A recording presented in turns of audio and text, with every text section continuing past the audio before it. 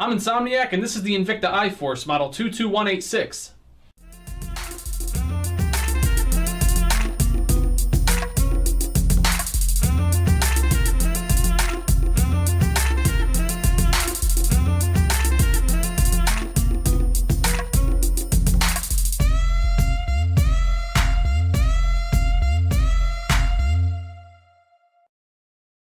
Alright, the Invicta iForce model 22186, or as I like to refer to it, the daytime only watch. Why do I call it that? Well, I've owned this watch since December, worn it a bunch since then, and one thing I can tell you ahead of time before I even get into the rest of the review is that unless there is some type of bright light or sun out, it's almost impossible to read the time on this watch. But we'll get to the details on that later. Packaging is the same as all the other Invicta watches in this cool / tacky yellow clamshell packaging with a soft suede interior, booklets, etc. It does a great job protecting the watch, but otherwise there's not much to talk about here. The case of the 22186 measures 45 millimeters in diameter and 52 millimeters lug to lug, which sounds large, but between its relatively slim height of 11.5 millimeters, flat flame fusion crystal, and lug curvatures in just the right place over the wrist, it actually wears a bit smaller and feels pretty comfortable on the wrist.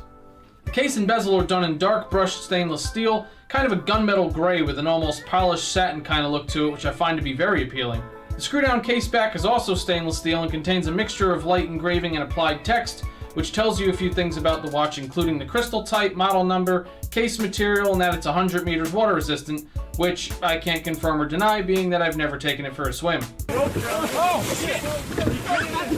The crown is really nice, and it's styled after the big crowns found on watches like the IWC Big Pilot. It's large and easy to use and has a raised Invicta logo on it.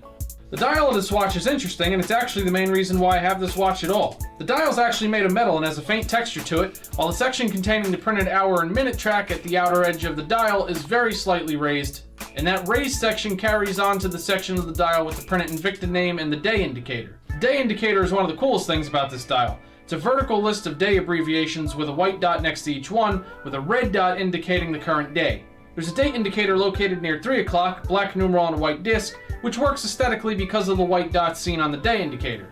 There's a printed 12 and 6 and an hour with 2 dots up above the 12 in proper pilot watch fashion.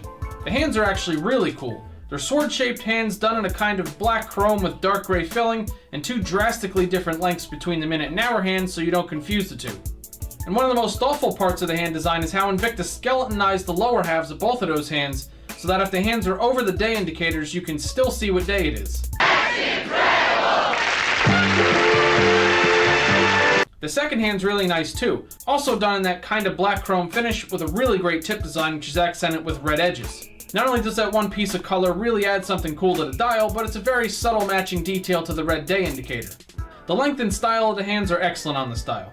All of the printing is done in dark gray, which, on the black dial with the dark gunmetal case, gives the watch a super stealthy look.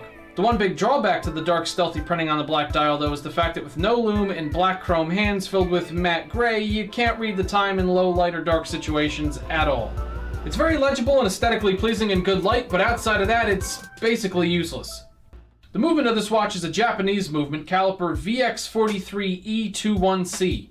Accuracy is dead on, of course that's no surprise being that it's a quartz movement. The look of the second hand is a little bit sloppy and has some springiness to it, but I do like the fact that the very tip of the second hand lines up perfectly with the indices on the outer edge of the dial with every dead stop. My only complaint is with the day indicator. Between the hours of 11:30 p.m. and 3:30 a.m., there's a weird transitional period that takes place when the red dot is transitioning to the next day. Multiple days show red at once and it looks confusing until it finally changes over fully in the early morning. Otherwise, no complaints. The strap on this watch is where Invicta really dropped the ball. It's a 22mm wide black leather strap with a tan leather underside, and it's fairly comfortable, but here's my list of complaints with this strap. Number 1, it's thin, too thin. That equals virtually no break-in time, but it feels kind of cheap. Number 2, the stitching is white. If they wanted to match the watch correctly, the stitching would have been black or gray. Number 3, they went for the pilot watch look with the rivets, which personally I really do like on pilot's watches. But the rivets on here are clearly too small and cheap looking. Not even completely flush mounted to the strap on the one side. Number 4, the buckle is too big. Look at it. It's massive. I love the fact that it matches the case perfectly and that it has the Invicta logo engraved into it, but it's 28mm wide. And number 5, my least favorite thing about this strap though is the free loop, or as I like to refer to it, the strap retainer. It's the loop on the strap that holds the excess length of strap in place against the rest of the strap. I had to crazy glue this loop in place because it would not stay where I put it for more than a few seconds at a time. Literally. Crazy glue. It's an amazing product. It kept sliding all the way back down to where the other loop is, which had the remaining amount of strap flapping around all the time. I've never had to take crazy glue to a strap before. That was definitely a first. The long story short on this strap is I'll probably definitely be replacing it shortly after this review. As for wrist presence and impressions, I enjoy the look of this watch, and it's versatile enough to look good with a number of different shirt types and outfits. But what's surprising is the number of compliments I've gotten on this watch since I've owned it. A lot of people tell me it's a cool watch or ask me what it is, so definitely has a decent and positive wrist presence to it. When it comes to the pilot watch aesthetic, I'd say that they almost hit the mark. If it had a better leather strap to it with beefier rivets and had some kind of working loom on the dial, it wouldn't be bad, especially for the price. Invicta lists the MSRP of this watch on their website as $495, but as we all know, Invicta puts these ridiculous, outlandish MSRPs on their website, and then that's not even close to what the watch sells for. As of the time of this review, I've actually seen this watch online for as low as $69. That's pretty good, dude! And for $69, let me tell you, it's a really cool watch as long as you don't care about telling time in the dark.